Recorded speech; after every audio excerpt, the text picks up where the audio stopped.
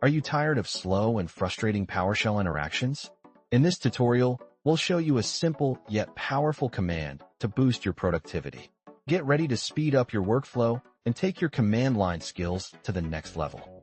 We've all been there, waiting for PowerShell to respond, dealing with slow auto-completion, and getting frustrated with the overall experience. But what if I told you there's a way to significantly improve this?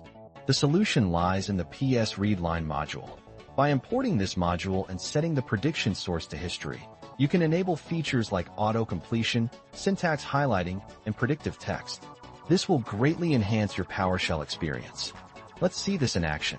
I'll import the PSReadLine module and set the prediction source to history.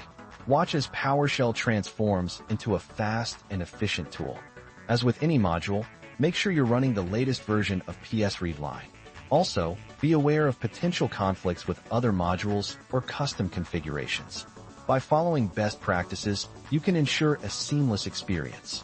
That's it. With this one command, you've significantly improved your PowerShell experience. Remember to subscribe for more tech tutorials and productivity tips.